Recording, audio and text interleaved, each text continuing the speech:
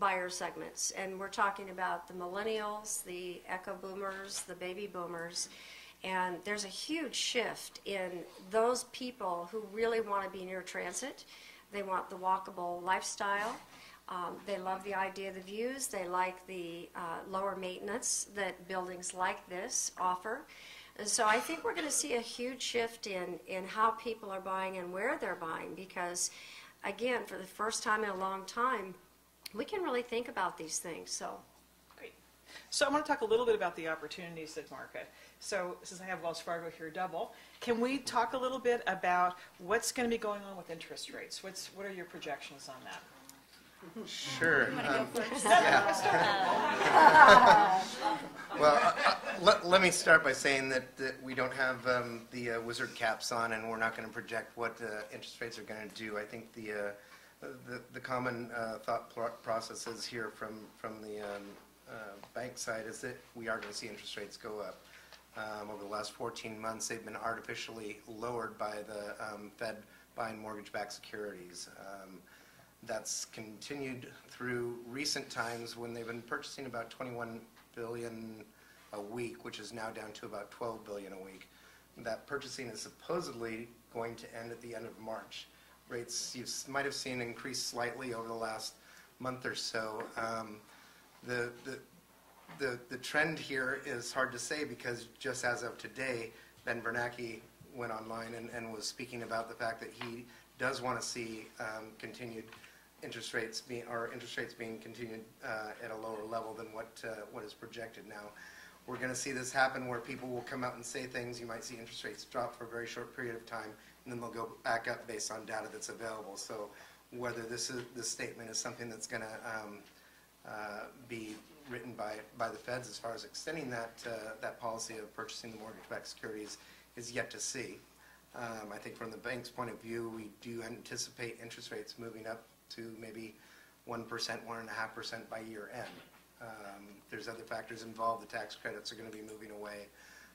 So really the opportunity to buy right now is huge. Historical low interest rates, the tax credits that are available, and the values that we have out there to purchase in a market where there's decreasing inventory, and all you can really see, and as far as my point of view, is a lot of opportunity for appreciation. Well, Vanna, I mean, to give the audience a feel for how interest rates affect the bottom line, can you give an example of what happens when, like just a change of a percentage might do to a monthly payment? Yeah, I ran some numbers at a $600,000 sales price with 20% down, and going from where rates were today, which was about 5 3/8 on a 30-year fixed, to 6 3/8, it makes about a $300 a month difference in payments, which is substantial over a year's time, and is substantial on a monthly basis. You know, we've been actually kind of bringing back some other products that we're looking at that can potentially give the consumer a lower interest rate than a 30-year fix. So as a lender, we're really looking at other options now, because 30-year fix, we expect it to become less attractive as rates rise. And you know, once again, Bernanke, you know, we're happy that he's saying that rates are going to stay low, but what does that mean long term? And we're preparing as a company for the fact that rates will go up. Now, Carol, you've rather famously said, time is a weapon, depending on how you use it. Can you explain your quote? Well, I think when we talk about that, you can start with interest rates, obviously, because if you go back, we have the lowest rates we've had in 58 years. If you go back to 1980, people were paying 15 and 16% to get into a house. In the 1990s, it was probably 10 or 11. In the year 2000, it was down to 8 or 9. Last year it was in the 6s. And, of course, we're low now. If you go back and you average all that out, what we paid on average is about 7%. So obviously the timing to get in with interest rates the way they are now is obviously very, very, very palatable. I think Mr. Bernanke will test the market. I think he is going to stop buying interest rates. And if you look at the 10-year T-bill, and on any given day you want to know where interest rates are, add about 1%, 1.5% to that 10-year T-bill. And you will see that it was as low as 2.2% about 6 months ago. It's now hovering at 3.6, 3.7. And I think that what's going to happen is I think he will get it probably and live with it as long as it goes up maybe 0.5% this year. And I think over a year period it will go up over probably 1%.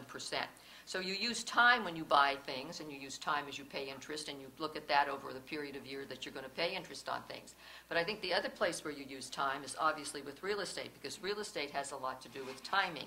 And we talk about the 3, 5, and 7-year basically cycles that are important for real estate, because if you look at that, there are cycles in the market. We wave and it's like a pendulum. Real estate is not a static asset. It's a moving asset.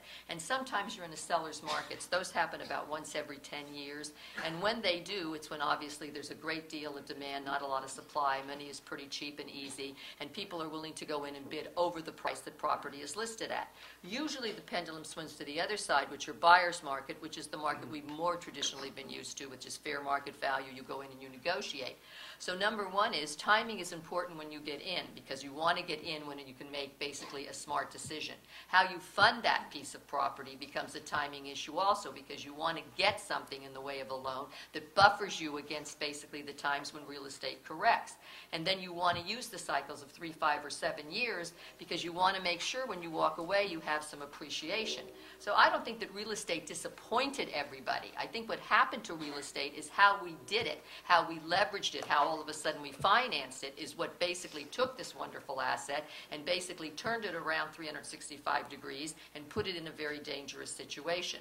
Thankfully, we're coming back to the model that basically people will use timing to get in at the right time and basically leverage it and basically mortgage it correctly, and then walk away from it at the right time so that they do get a good return on their investment.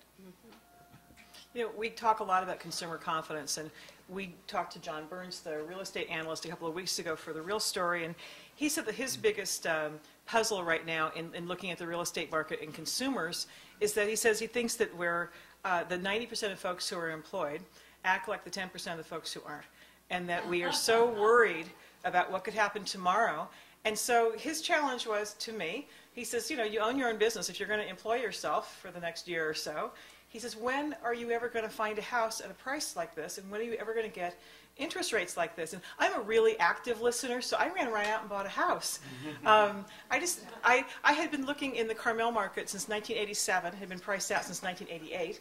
And because there's so many second homes down there, there are a lot of houses on the market at very attractive prices. So I took myself out of that 10% mindset and just thought, you know, this is my moment, and I hate kicking my own behind. So the notion of doing it, acting on it now, and trying to see how it all fits into this. Also, having Carol on a panel with me last month was also huge. It buoyed my sense that I could I'm glad I'm helping the market. There you go. So, Susan, you had talked a little bit earlier about how very few homes are being built right now. And in fact, in the Bay Area, we aren't even hitting our numbers for replacement stock. So I know that's a big worry at the state level, certainly in the Bay Area. So you talked to me last month about what happens to a market after years of starvation. What happens to pricing? What happens? Are we all going to start bidding each other up over product again? Well, I think a lot of the historical models that we, look at to try to predict the future aren't necessarily going to hold true as we move forward, because we have a lot of demographic changes in our society that are going to affect the overall need for housing, the demand for housing. We have 3 generations that are living together. We have boomerang kids. We have kids that are staying at home for a lot longer period of time. So some of the historical knowledge that we've gained isn't going to necessarily apply. But when you're looking at a 80% reduction in the total number of units that are being built, clearly it's going to affect the overall price when the market starts getting strong again. And I do apologize for this. Which is why we're not going to let her talk. Carol's now going to be answering all of Susan's questions. Just before we got started, we had Paul Ziegler in with us, and we were talking about the urban communities and the pricing on new construction. And Paul ran this number by me, which floored me. He says that the Ellington is currently being sold at about 65 or 70% of its replacement cost. So anybody want to grab that at the notion of how that even works in the market? I think I should be looking for a new job because, you can't build a building like this today and sell it at the price that that we're selling these units today. It's just